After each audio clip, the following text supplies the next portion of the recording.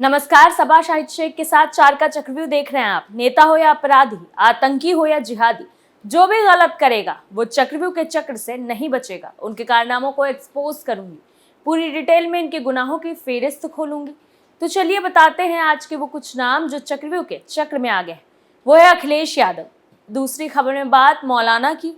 तीसरी खबर में बात अवैध ढंग से नेपाल घुस रही अमेरिकी महिला की।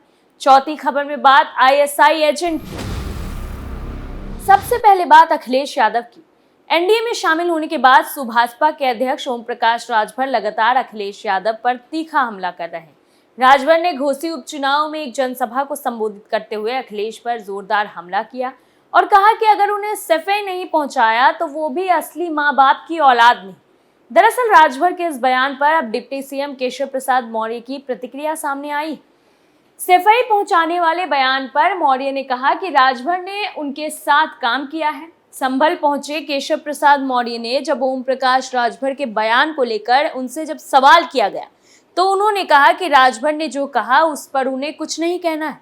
मौर्य ने कहा कि उन्होंने कोई बयान दिया है क्योंकि वो अखिलेश यादव जी के साथ कुछ दिन रहे हैं, इसलिए अखिलेश यादव के बारे में वो जानते हैं, सपा के बारे में जानते हैं। मौर्य ने आगे कहा कि माननीय प्रधानमंत्री जी ने परिवारवाद भारत छोड़ो, भ्रष्टाचार भारत छोड़ो, तुष्टीकरण भारत छोड़ो का नारा दिया है।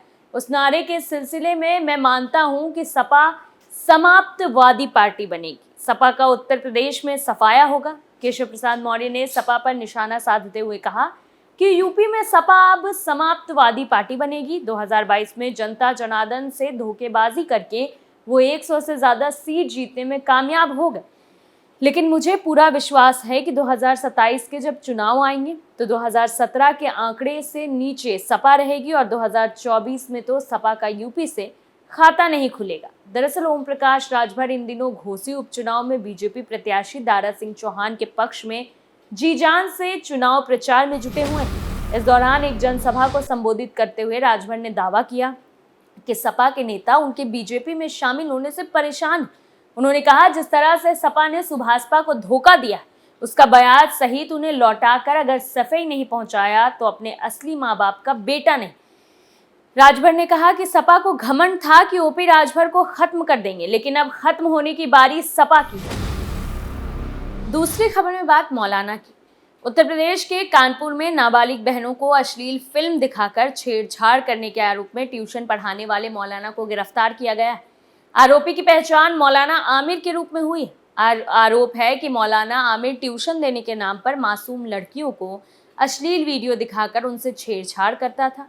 दरअसल सूत्रों के अनुसार मामला कानपुर के चमनगंज थाना क्षेत्र का है। यहाँ मौलाना आमिर 4-5 साल से 2 बहनों को उनके घर जाकर ट्यूशन पढ़ा रहा था। इस दौरान वो अपने मोबाइल पर लड़कियों को अश्लील वीडियो दिखाता। इसके बाद जैसा वीडियो में दिखाई देता वैसा ही करने के लिए कहता, साथ ही लड़कियों से छेड़छाड़ करता, किसी से बताने पर मारने की धमकी देता था। डरी सहमी लड़कियों ने कई दिन तक ये बात छिपा रखी, अपने माता पिता को भी इस बारे में कुछ नहीं बताया। लेकिन जब मौलाना आमिर की हरकतें बढ़ने लगी तो पीड़ित लड़कियों में से बड़ी बहन ने परिजनों को आपबीती सुनाई। इसके बाद परिजनों ने स्थानीय चमनगंज थाने में मौलाना आमिर के खिलाफ शिकायत दर्ज कराई। शिकायत के आधार पर पुलिस ने आरोपी के खिलाफ पॉक्सो एक्ट समेत अन्य संबंधित धाराओं में मुकदमा दर्ज किया। साथ ही मौलाना आमिर को गिरफ्तार कर लिया गया। पुलिस पूछताछ में सामने आया है कि आरोपी ट्यूशन टीचर मौलाना आमिर खुद 5वीं तक पढ़ा हुआ है। ऐसे में सवाल ये है कि वो बच्चों को कैसे पढ़ाता होगा। इस मामले में थाना प्रभारी नवाब अहमद ने आरोपी की गिरफ्तारी की पुष्टि करते हुए कहा है कि मौलाना आमिर के खिलाफ जल्द ही चार्जशीट दाखिल की जाएगी। आरोपी को जल्द से जल्द सजा दिलाने के लिए फास्ट ट्रैक कोर्ट में भी अपील की जाएगी। वहीं ज्वाइंट कमिश्नर आनंद प्रकाश तिवारी का कहना है कि आरोपी का मोबाइल जब्त कर जांच की जा रही है। तीसरी खबर में बात अवैध ढंग से नेपाल घुस रही अमेरिकी महिला की। पाकिस्तान की सीमा हैदर की तरह एक बार फिर अवैध तरीके से भारत नेपाल बॉर्डर क्रॉस करने की घटना सामने आई है। यूपी के महाराजगंज जिले की पुलिस ने एक ऐसी अमेरिकी महिला को गिरफ्तार किया है जो अवैध रूप से नेपाल में घुसते हुए पकड़ी गई। यह अमेरिकी लड़की भगवा ड्रेस में थी और उसके पास फर्जी आधार कार्ड बरामद हुए। महिला के पास नेपाल का वीजा नहीं था। पुलिस का कहना है कि महिला से पूछताछ की जा रही है। नौतनवा सर्कल अधिकारी आभा सिंह ने बताया कि आरोपी कॉलिन पैट्रिक लिंच के पास फर्जी आधार कार्ड पाया गया है। उसके पास नेपाल में प्रवेश के लिए जरूरी वीजा भी नहीं था। उन्होंने कहा कि लिंच के पास भारत से नेपाल जाते समय अमेरिकी पासपोर्ट था। उसको नियमित जांच के दौरान यहां सुनौली इलाके में पकड़ा गया। सीओ ने बताया कि अमेरिका महिला के खिलाफ मामला दर्ज कर लिया गया है, वहीं खुफिया ब्यूरो को सूचित कर दिया गया है। दरअसल महाराजगंज पुलिस ने ट्वीट कर कहा कि भारत नेपाल की अंतर्राष्ट्रीय सीमा पर एसएसबी पुलिस और थाना सोनौली पुलिस ने चेकिंग के दौरान एक अमेरिकी महिला को पकड़ा है। इस महिला को अनधिकृत रूप से भारत से नेपाल में प्रवेश की कोशिश करते हुए पकड़ा गया है। महिला पर भारत में भी अनधिकृत तरीके से रहने का आरोप है। पुलिस का कहना है कि आरोपी महिला के विरुद्ध सुसंगत धाराओं में एफआईआर दर्ज करने के बाद कोर्ट में पेश किया गया है। अमेरिकी महिला की गिरफ्तारी के बाद एक बार फिर फर्जी आधार कार्ड बनाने वाले गिरोह के एक्टिव होने से सवाल उठने लगे। कहा जा रहा है कि महिला ने भारत में रहकर ही फर्जी आधार कार्ड तैयार करवाए हैं। वो पूरे प्लान के साथ नेपाल जाने की तैयारी में थे। यही वजह है कि महिला ने अपना हुलिया भी पूरी तरह से बदल रखा था। भगवा कपड़े पहने ताकि सुरक्षा कर्मियों को किसी तरह का शक न हो और वो आसानी से नेपाल बॉर्डर क्रॉस कर सके। हालांकि उसकी योजना कामयाब नहीं हो सकी है। इससे पहले भी बिना वैध वीजा के नेपाल से भारत में प्रवेश करने की कोशिश करने पर उज्बेकिस्तान की महिला को गिरफ्तार किया गया था।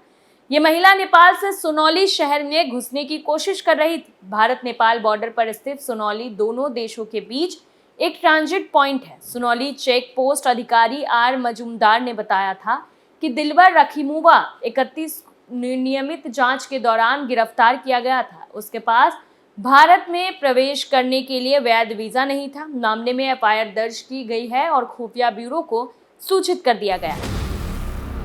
चौथी खबर में बात आईएसआई एजेंट की। उत्तर प्रदेश एसटीएफ मेरठ यूनिट को बड़ी सफलता हाथ लगी है। यूपी एसटीएफ की मेरठ यूनिट ने शामली के गांव मोमिनपुरा से आईएसआई एजेंट कलीम को पकड़ा है। एसटीएफ टीम पाक जासूस कलीम को मेरठ लेकर आई और फिर पूछताछ में कलीम ने किए कई सनसनीखेज खुलासे किए। उसने पूछताछ में बताया कि 5 दिन पहले ही पाकिस्तान से भारत आया था और अवैध असलहों को इकट्ठा करके अलग अलग इलाकों में सप्लाई करता था।